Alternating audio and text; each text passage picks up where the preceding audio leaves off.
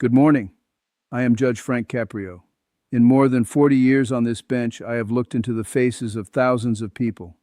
I have seen fathers ashamed because they could no longer provide for their families.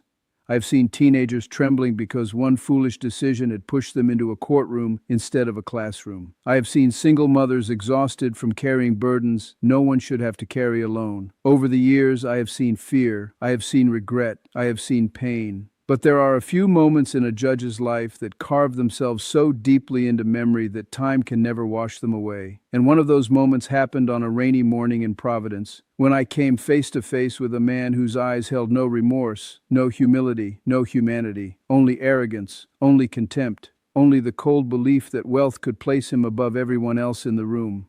I had seen proud men before. I had seen entitled men before. But I had never seen a man quite like Richard Sterling. He wasn't just rich. He was the kind of rich that reshapes skylines, that bends conversations in City Hall, that buys headlines, silence, and loyalty. The kind of rich that convinces a person he no longer has to live under the same rules as ordinary people. And judging by the way he entered my courtroom that morning, Richard Sterling didn't just think he was important. He thought he was untouchable. It was Tuesday, April 12th, 2024. Outside, the rain came down in hard gray sheets, beating against the courthouse windows and flooding the sidewalks. The city looked blurred and heavy under the storm, but inside the courtroom, the pressure felt even worse, because everyone knew this wasn't going to be an ordinary hearing. This wasn't the usual crowd of citizens showing up for minor traffic citations, expired meters, or paperwork issues. The room was packed beyond its normal limits. Reporters lined the walls. Camera crews crowded the back. Producers whispered into earpieces. Lawyers in tailored suits stood shoulder to shoulder like bodyguards around a throne. And at the center of all of it sat Richard Sterling, CEO of Sterling Global, a billionaire businessman with a fortune estimated at more than $20 billion. He owned high-rises in Manhattan. He owned luxury estates overseas. He owned private aircraft, private islands, and judging by the expression on his face, he believed he owned the room too. But he hadn't come for applause. He hadn't come to cut a ribbon, ring a bell, or pose for magazines. He came to answer for what happened just after 2 a.m. on March 28th. According to the police report, a black Bugatti Chiron worth roughly $3 million had torn through a school zone at 115 miles per hour. Not on a highway, not on an empty test track. A school zone. The posted speed limit was 20, 115 in a 20-mile-per-hour zone. That alone would have been outrageous, but that was only the beginning. When a young patrol officer switched on his lights and attempted to stop, Sterling didn't pull over. He accelerated. For 10 full minutes, he led police through city streets at terrifying speed, weaving through intersections, ignoring signals, cutting across lanes, and nearly colliding with an ambulance transporting a child to the hospital. The chase ended only when he lost control and crashed into a fire hydrant downtown. And now, there he was, not nervous, not apologetic, not shaken. He sat back in his chair with the lazy posture of a man waiting for a delayed reservation at a private club. One leg crossed over the other, his hand drifting now and then toward the watch on his wrist.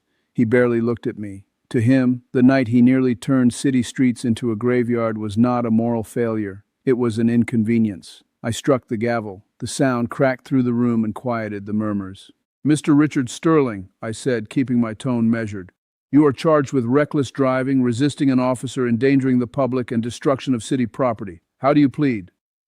Every sound in the room seemed to vanish. All eyes turned to him. Before Sterling could speak, one of his attorneys stepped forward. He was polished, expensive, rehearsed, the kind of man who smiles before saying something dishonest. "Your Honor," he began, "my client is prepared to—" Sterling raised one hand without even looking at him.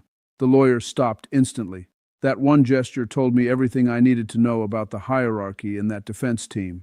They weren't there to advise him. They were there to serve him. Sterling rose slowly from his seat. He adjusted his cuffs. Then he looked directly at me with the kind of expression men wear when they believe they are speaking to somebody far beneath them. "Judge Caprio," he said, his voice smooth and heavy with condescension, "let's not waste each other's time." The courtroom went still. He continued. "You know who I am. I know who you are. My schedule is worth more per minute than most people in this building make in a year. I've already lost enough time by being dragged into this place." Then he reached into his jacket At first, some people in the room tensed, unsure what he was doing, but what he pulled out wasn't a weapon. It was a checkbook, leather-bound, expensive, customized. He uncapped a gold pen with slow deliberation, then looked at me the way a man might look at a waiter who brought the wrong bottle of wine.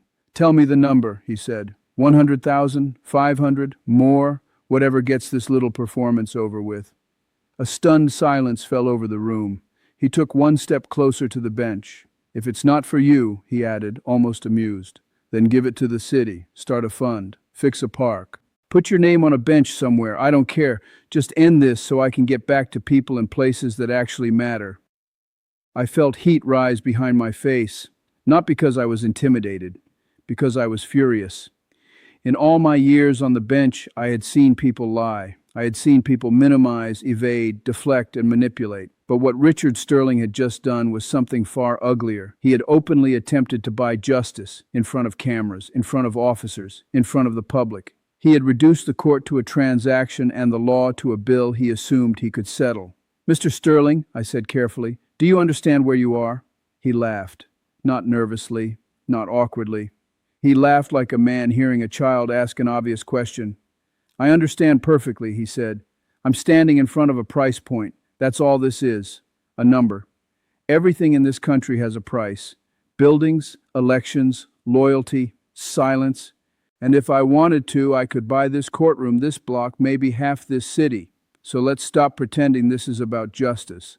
Then he tossed the checkbook forward. It landed on the bench with a soft, ugly slap and slid across the polished wood until it stopped inches from my gavel. No one moved. No one breathed. The rain outside sounded louder than before, hammering the windows in steady rhythm.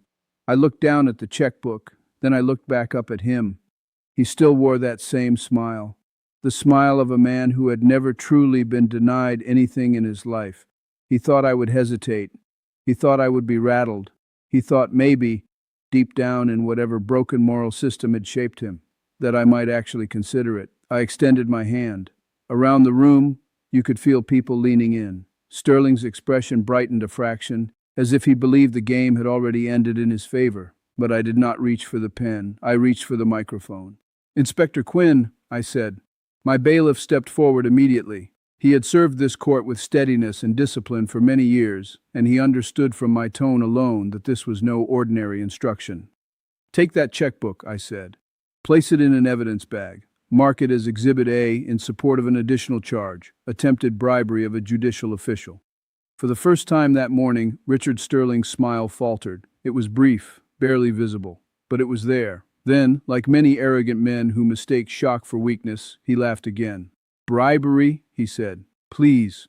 My attorneys will call it a donation made under pressure, a misunderstanding. Do you really believe something like that is going to stick to me?" I leaned forward slightly. "In this courtroom," I told him, "you are not at a fundraiser, and I am not for sale." I pointed toward the camera at the back of the room. "This proceeding is being broadcast. Millions of people are watching you attempt to purchase your release in real time. There is no alternate interpretation of your words when the entire country just heard you say, 'Take the money and let me go.'"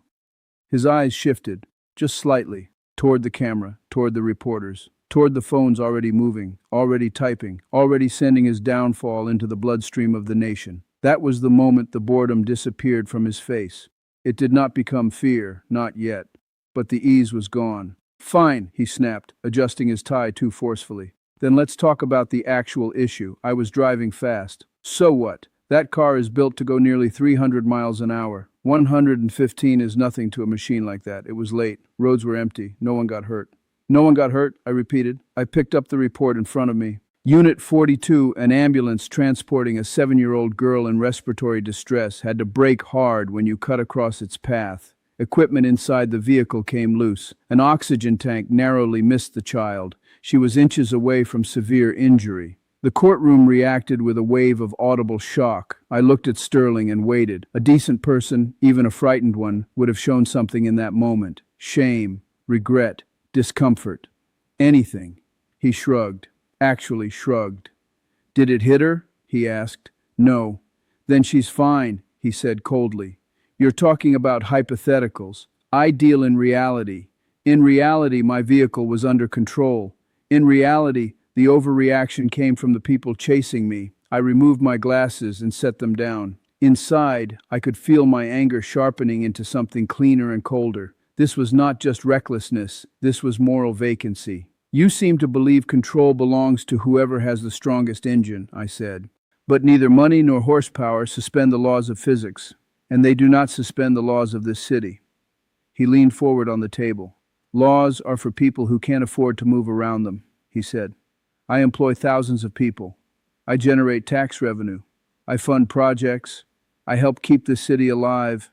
Men like me are the reason systems function. So yes, the rules are different for me.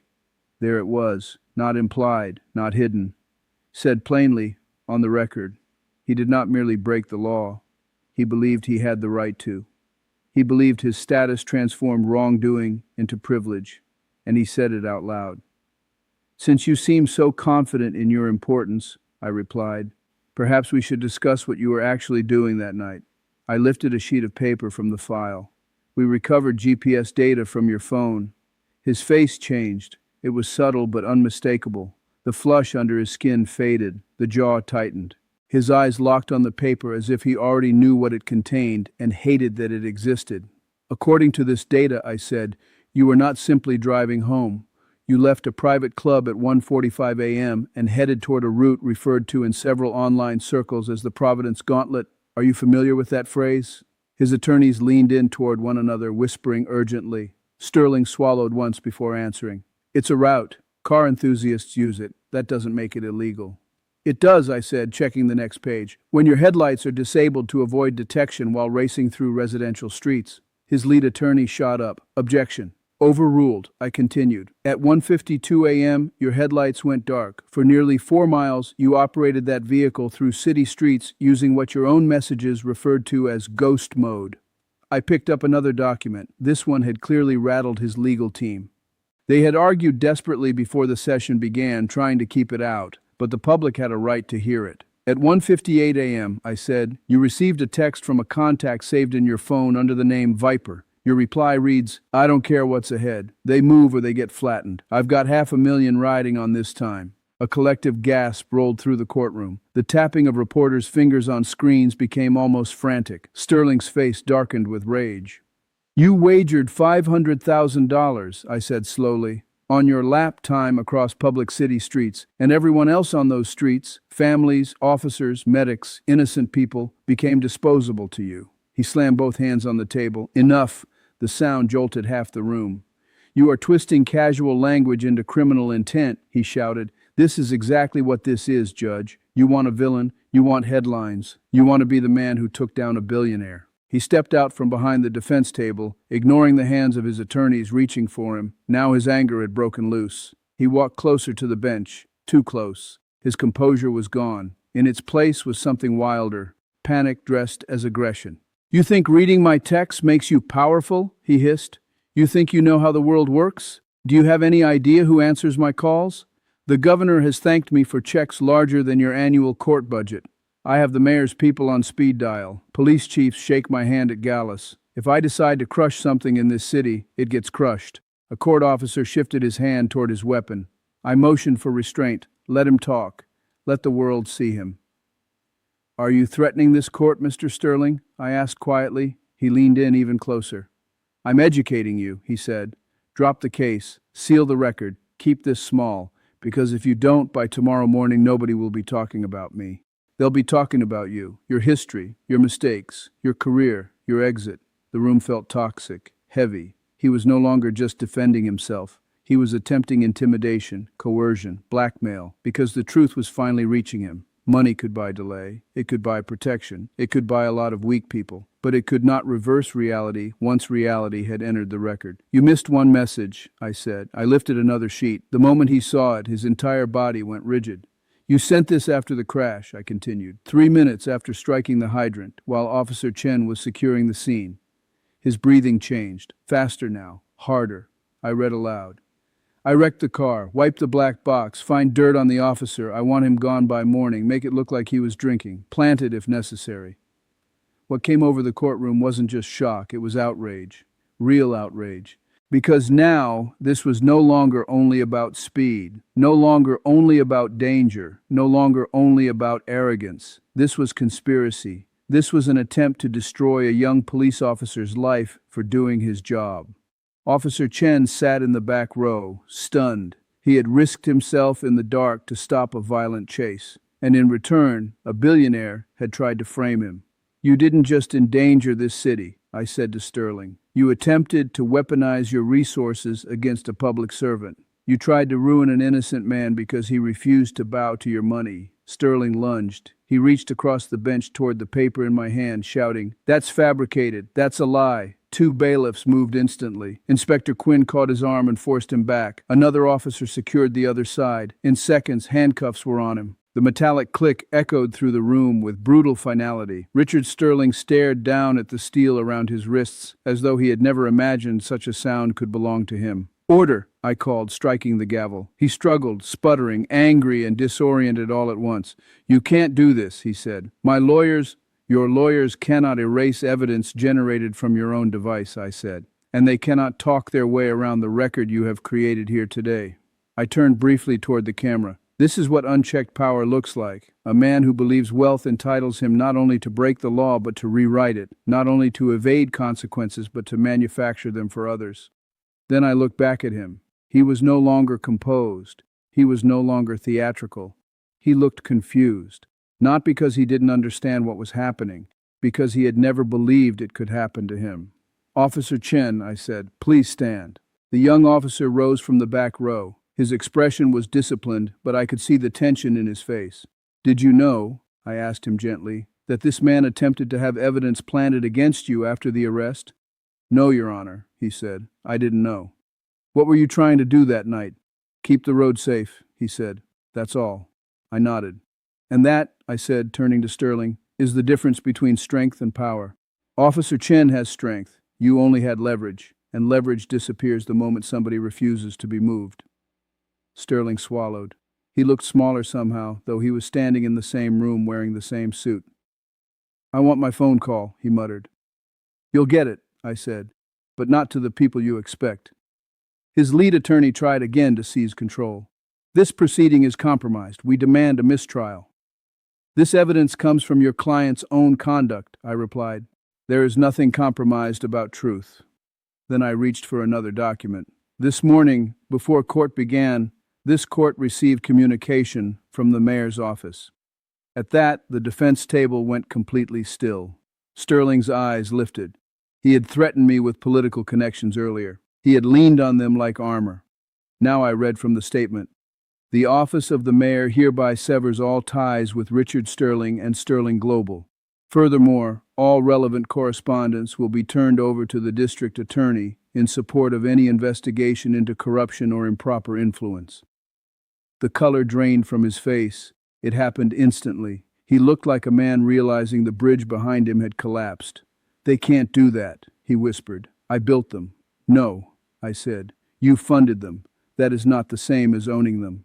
Before he could respond, a strange ripple passed through the room. Phones lit up, buzzing, vibrating. One after another, journalists checked their screens, lawyers checked theirs, producers turned pale. The atmosphere shifted in a way only live news can produce. The exact second a private collapse becomes public. Sterling's attorney looked down at his phone, and whatever he saw made him go silent. "What is it?" I asked. He hesitated, then answered. "Sterling Global stock is in free fall." I signaled to the clerk to display the financial news feed on the courtroom monitor. There it was, bright red, severe, unmistakable. Sterling Global shares plummet. Emergency board session underway. CEO under criminal scrutiny. Trading volatility alert. I pointed to the screen. "You see that line falling?" I asked him. "That is what happens when the illusion breaks. In the time you spent trying to bully this court, your company has begun to collapse in front of the world." He stared at the screen, horrified. His mouth hung open. His cuffed hands trembled. "No," he whispered. "Stop the cameras. Shut this down. You're destroying me." "I'm doing no such thing," I said. "The truth is destroying the version of yourself you paid other people to believe." He screamed then, angry, helpless, raw. He threatened lawsuits. He threatened the city. He threatened the network. He threatened everyone. With what authority? I asked. Your board is trying to remove you, regulators are circling, and your own statements have invited federal attention. At that moment, I looked toward the back of the room. A man in a dark suit rose. He had been silent for the entire hearing. He stepped forward and showed his badge. Special Agent Miller, Federal Bureau of Investigation. The room went dead silent. The FBI does not attend routine speeding cases, and everyone understood what his presence meant. Agent Miller, I said, is the Bureau prepared to take custody in connection with the bribery and civil rights elements presented today? We are, he said. Sterling's expression broke completely. Tears formed in his eyes, not from remorse but from the terror of finally realizing the scale of what he had triggered. This is insane, he said. This started as a traffic stop. No, I replied. It began as contempt for human life and escalated into corruption, obstruction, intimidation, and conspiracy. I lifted the gavel.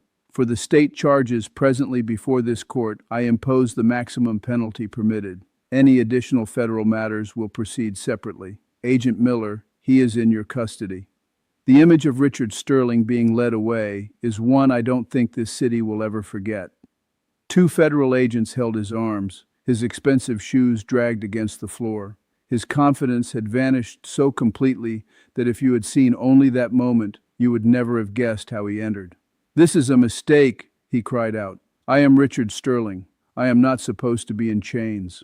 But chains do not check net worth. They check conduct. He looked around desperately for help. None came. His lawyers, who had clustered around him like a royal guard when court began, were already distancing themselves, gathering files, whispering urgently into phones, trying to save themselves from the blast radius. The reporters no longer looked at him with fascination. They looked at him with the ruthless focus reserved for fallen giants. The doors opened. Flashes erupted from the hallway outside, and then he was gone. As the doors closed and the noise faded, the courtroom settled into a deep, strange silence. The kind of silence that comes after a violent storm passes. I drew in a slow breath and looked down at the bench. The checkbook was sealed away now. The messages were part of the record. The threats were on camera. The arrogance was gone. But one man remained standing in the middle of the courtroom, and he deserved to be seen. "Officer Chen," I said softly. He snapped to attention. "Yes, Your Honor." "At ease," I told him. A small, nervous laugh moved through the room. The tension finally loosened. He walked closer to the bench, hat in hand. Up close, I could see the exhaustion on his face. The last 2 weeks must have been unbearable. The pressure, the rumors, the internal politics, the quiet warnings from people telling him he had tangled with the wrong man. "When you pulled him over," I asked, "did you know exactly who was behind the wheel?" "Yes, sir," he said. "Everyone knows that car." "And when he handed you a phone instead of a license?" Chen looked down for a moment. "I thought about my father," he said. "Your father?" "He drove a bus for 30 years, Chen said. "He used to tell me the painted line on the road matters, not because paint is powerful, but because order is fragile. If you let one powerful person cross that line without consequence, eventually everybody thinks the line means nothing." The room was quiet enough to hear the rain dripping from somewhere in the gutters outside. "I couldn't let him cross it," Chen said, "not even if it cost me." I felt my throat tighten. This young officer had understood something that billionaires, politicians, and executives often forget.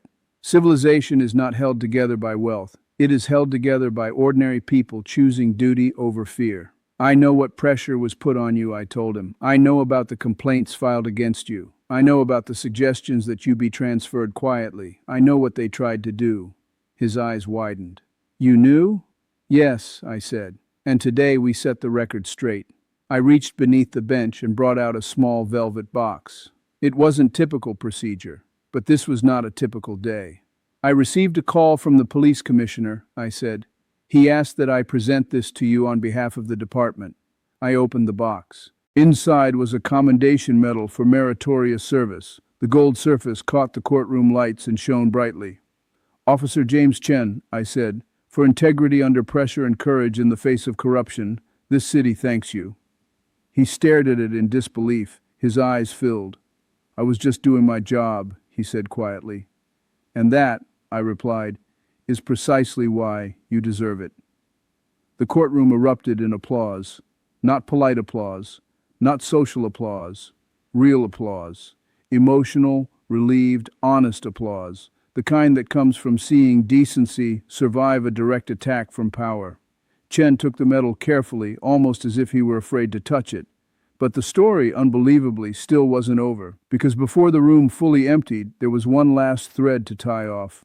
I looked down at the newest document that had just come in. "Officer Chen," I said, "there's one more thing." He looked up.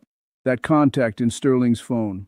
Viper. The person on the other side of the $500,000 wager. Chen frowned. "Yes, Your Honor?" The FBI identified him.